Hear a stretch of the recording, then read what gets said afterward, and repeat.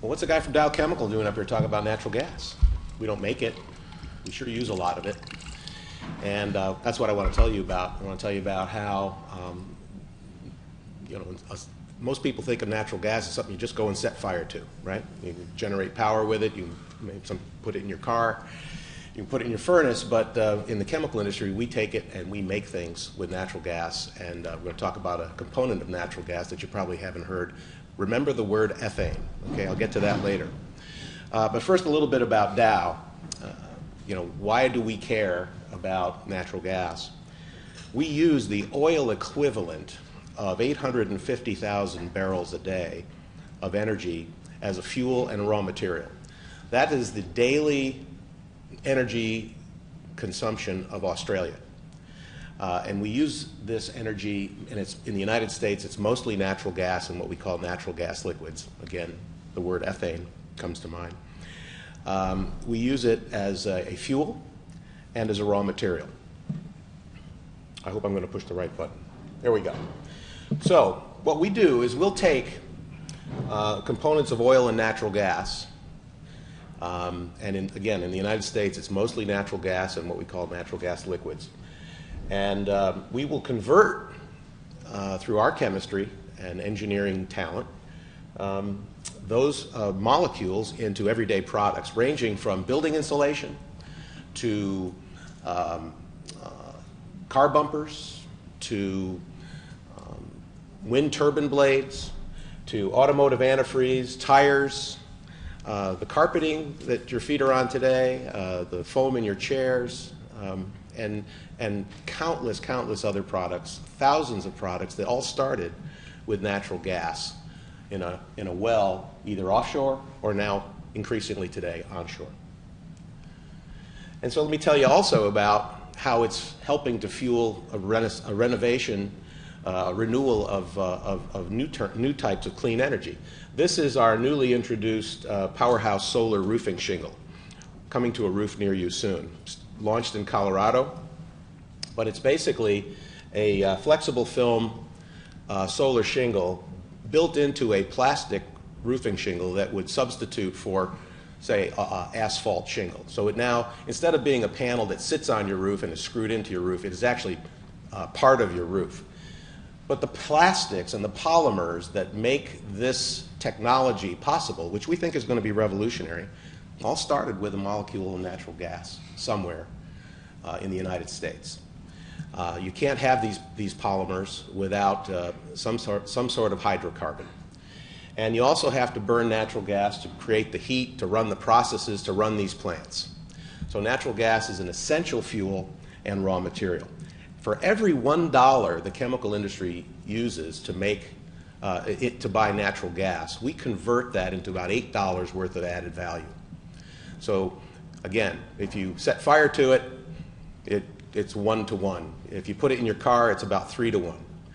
But if you make products and export those products, you're getting an 8 to 1 value add. And this is the real opportunity in shale gas and the value of hydraulic fracturing from our perspective.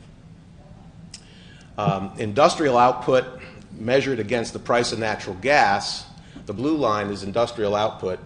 The red line is natural gas, and it shows the history where for a long time stable prices of natural gas resulted in a lot of increased economic activity. Then as it started to get volatile, it made it very difficult. And as a result, over the previous decade, the chemical industry lost about 100,000 jobs during a period of high-priced, volatile natural gas. And what happened was, say in about 2001, Dow's, for example, energy bill, total energy bill was about $8 billion. At the peak, I think it was around 2008, we were spending $30 billion. And that was all on the cost side. We didn't grow the company, proportionately.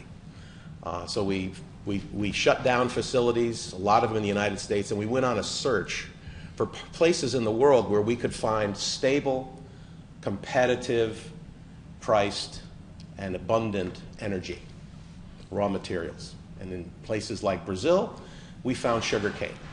So we're going to make plastics from sugarcane ethanol in Brazil.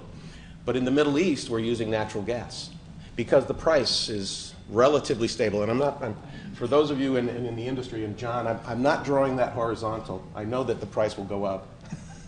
Some people say, oh, you just want cheap gas. Well, the fact is we prefer stable, competitive, predictable. And it's because we make 30, 40-year investments of billions of dollars in our facilities. So, during that period, we closed dozens and dozens of plants, lost 100,000 chemical industry jobs in the United States, lost $30 billion a year in exports from the United States. The chemical industry was at the time the leading U.S. exporter, ahead of agriculture and aerospace. I say that in Seattle. But the fact was that our industry went from a net exporter to a net importer, all because of the high and volatile prices of natural gas. And so we were investing everywhere in the world. Everywhere in the world where we had that little price curve, Dow was investing billions of dollars. Everywhere but here. And it seemed like an irretrievable situation. But lo and behold, along comes hydraulic fracturing. And it changed the equation.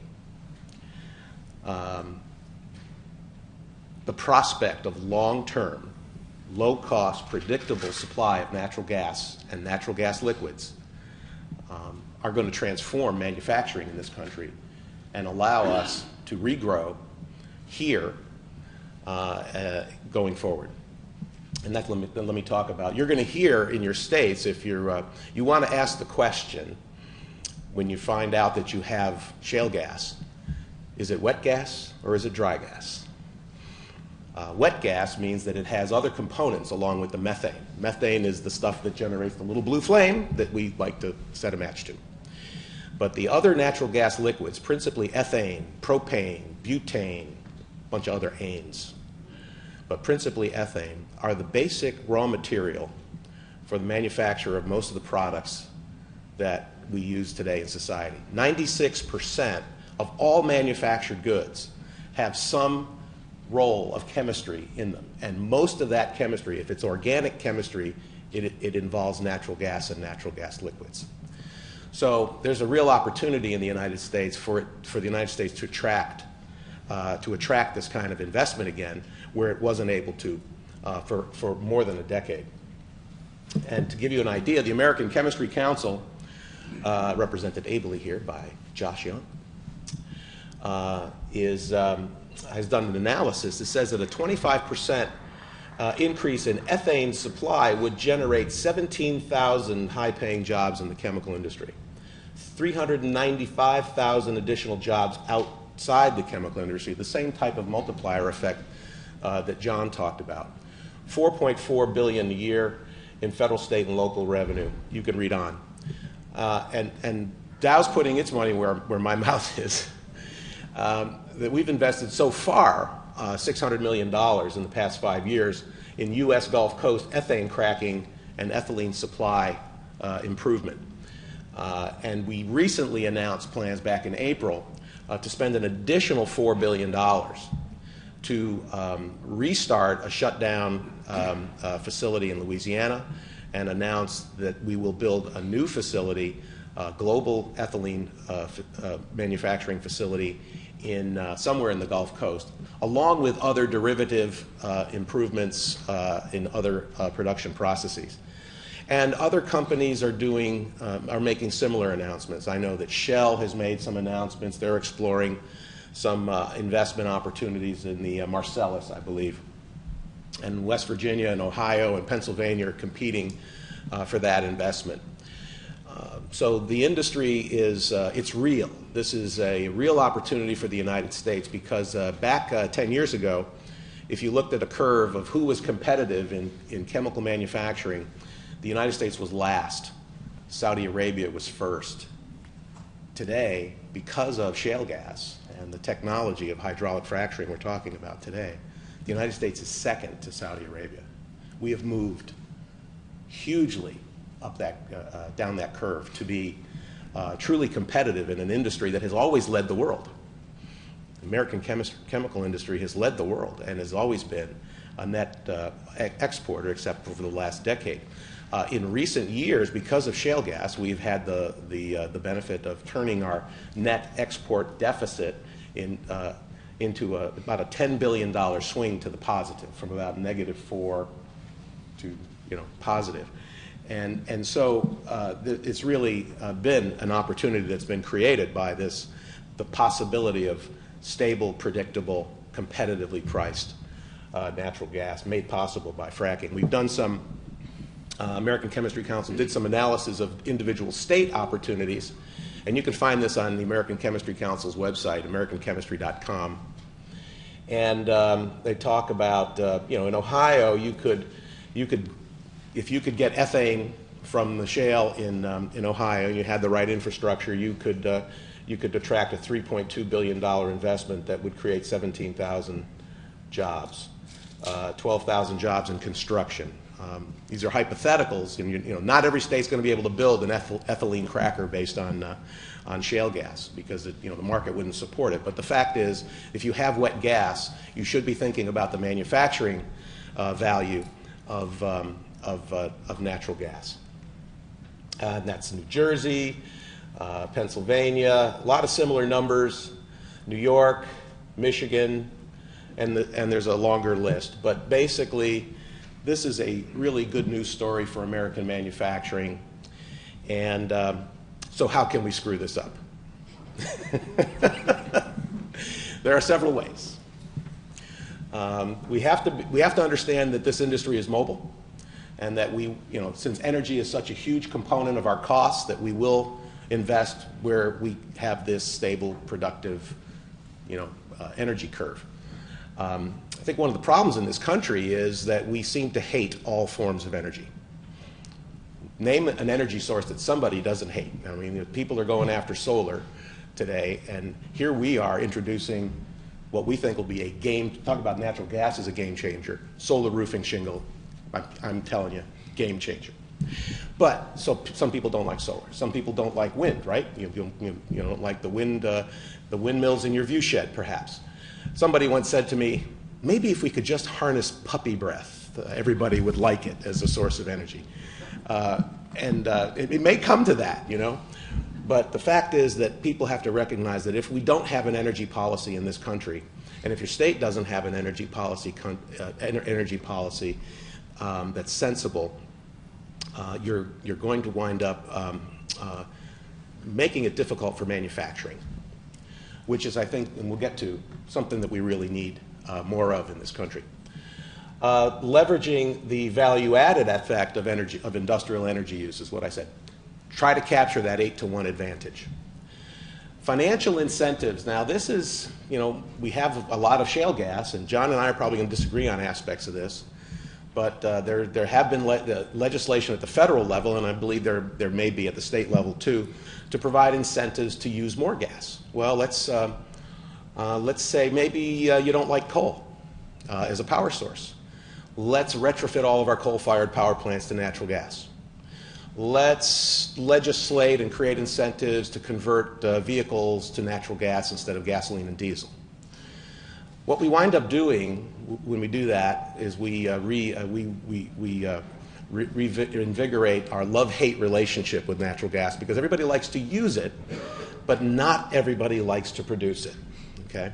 So what happens is what happened to us in the 1990s that led to the disaster we had in the last decade is lots of new demand, constraints on supply.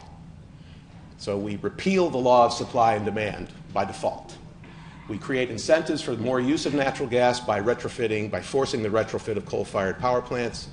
We create incentives for natural gas vehicles. We lock in inelastic demand so that when it's cold in the winter in Chicago and you are paying $20 a million BTUs for natural gas, well, the utilities will pay that price. A manufacturer cannot pay that price. We would shut down. So I'm saying that we need to have rational policies that really balance supply and demand. all of the additional uses that people talk about, like T-Boone Pickens for the vehicles and the power plants, retrofitting a third of the coal-fired power plants, would add a level of demand that exceeds what we've ever been able to produce domestically in natural gas. So we worry a little bit about that. And so we have to be mindful of those policies. This all works really well if we keep supply and demand in balance. So I would just urge caution on that. And then we need to be predictable in the regulatory world. I think that John outlined and Rick did the fact that this has to be produced safely. And I think the oil and gas industry has a lot to learn from the chemical industry in how we deal with the concerns of our communities. I would say in the early days of hydraulic fracturing, a lot of the smaller companies were the ones taking the risks. And the smaller companies didn't have the product stewardship type programs that the larger companies that are getting into this business now have. At Dow, we think we have a very good product stewardship program for all of our chemicals. We publish our product safety information on the internet. You want to find out about a Dow product, you can go to dowproductsafety.com and learn about chemicals that might be used by the oil and gas industry.